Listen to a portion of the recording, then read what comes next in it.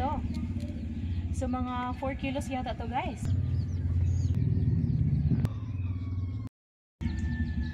Hi guys, good morning. For today's video guys, magluto tayo ng corn, no? Ng mais. Ayan na guys, nahulog na. So ilagay na natin guys, no? Ayan, so, paborito yun sa mga Bisaya guys, kung alam nila. Ayan, ito guys, dito tayo sa labas magluto. Ayan, ano na natin guys, nahulog na yung iba. Nilagyan na natin ng tubig to guys. Ready to cook na po ito. Look at guys, medyo madami-dami ng tubig. Isa para maluto siya. Ayan. 3 kilos of corn. Ayan. So, ayan. Medyo may kabigatan to guys. So, kailangan ko siya ilagay dito sa lutuan. Ay, wala yung asawa ko guys. Ako na lang yung nag-ano. Ayan. Napakabigat ko eh. Okay. Dito natin siya lutuin guys. Sa ilalim ng miracle fruit. Ayan. So, ayan na guys. Ayan. May usok na po. Ito yung pang ano ko guys, para sa Bisaya guys, panghaling, no? Yung tray ng eggs. Ginamit ko guys, para madali lang yung pagluto guys. Alright. So mamaya guys, kain tayo guys ha. So naisipan naman dito kami magluto guys sa labas. Para makita niyo yung mga ambience dito sa garden ng mama ko. So ngayon, while nag-wait tayo kung kailan dito maluto guys, so itutur ko muna kayo guys sa garden ni mama na mayroong nag-video sa akin. Hindi ako nag-video. Ayan guys. So it's been a while hindi ako nakapag-upload guys, no? So first and foremost, ito yung garden ni mama. Tapos dito yung mga maliliit na bantam. So next video guys, ipakita ko lahat yung mga bantam ko guys, na mga bagong panganak na bantam. Katulad nito guys, oh. Look at guys, yung bantam. Yung mga anim yata yung anak niya po. Yan, sa lapitan, malapitan. Ayan. So, may plastic pa doon. So, tatlong inahin guys. Tapos dito naman, ito yung mga moringa ni mother. Napakadami moringa. So, libre na yung moringa guys. Hindi pinabayaran ni mama yung moringa. Yung spinach lang at saka talong yung pinabayaran ni mama. So, halika po dito. Pakita ko yung papaya dito guys. Napaka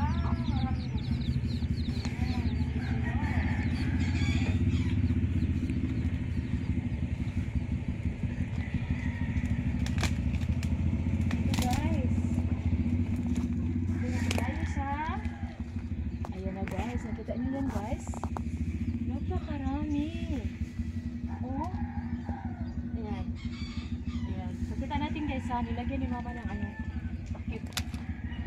Pero kunin ko yun guys, ibalik ko guys mamaya para makita lang ninyo guys kung gaano ka dami. Yan, ito. So mga 4 kilos yata to guys, yung isang ano, papaya. So nakakain na ako ng isa dito guys, napakatamis. Yung seeds niya guys from Davao, originally from Davao, originated from Davao yung mga seeds nila. Kaya ito yung kalabasan guys. Shout out sa mga taga Davao dyan, napakaganda ng mga ano niya dyan, mga ano guys, mga fruits nila, no? Kaya yan ito, hindi kagaya dito sa amin, napaka maliliit yung mga ano guys. So look at, no? Hindi siya masyadong taas guys, ganito na siya kalaki. So mga mga puno to guys, no? 6 na puno to guys, no? Ayan. So sana makita ko niyo guys kung pagkuha nito guys ha. May video ako tapos ipakita ko yung laman nito guys. Okay, let's move on to another here. So sa gilid guys, may ano dito guys, oh, may tanglad. Look at guys. Yung tanglad. Ayan guys, yung tanglad yung mga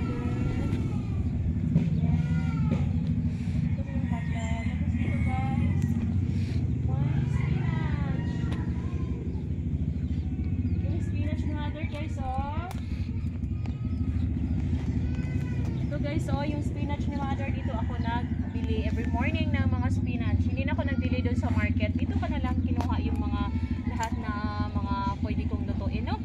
So pag may isda na guys, okay na, no? So sarap na ng gulay nyo pag may isda. So lahat dito guys sa kabuuan may mga moringa.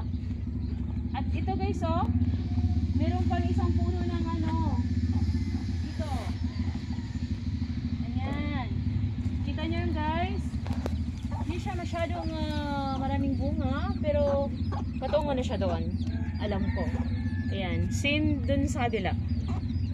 Ayan. Sabangan natin yan. Tapos may puno pa doon. Asarap talaga guys mamumuhay sa probinsya, no? So, less expenses talaga. So, ito yung mga bantamers. So, while nagluto tayo, dito yung mga bantam. Pakita natin yung isang bantam. Saan ba yung bantam isa? Dito naman guys, yung ano guys, yung mga talong ni mother. So, ito yung talong pinakita ko sa video guys na nanguha ko ng talong. Dito. Ayan. So, dito tayo. Diba? Nakita yun sa video ko guys, yung talong. Oh, ito. Ito yung talong guys. Tapos may mga patula dun sa gilid. Maraming mga patula dun sa gilid guys. So, lahat-lahat na guys, no? Ayan. Napakataas yung mga talong ni mother. So, wala siya dito. So, ako lang nang nag-video guys. Tapos, kita nyo yung saging. Kunan natin guys. Kunin ni ng asawa ko bukas guys. Doon sa unahan guys. No? May saging doon. Ayan. So, ayan. So, hintayin natin guys for mamaya. Ipakita natin guys kung paano luto na yung ano guys ha. So, before I forget, look at the ano. Ayan. So, maybe next week pwede na siyang ano, lubi sabihin guys. Ayan. May bunga na siya. Ayan guys. Okay.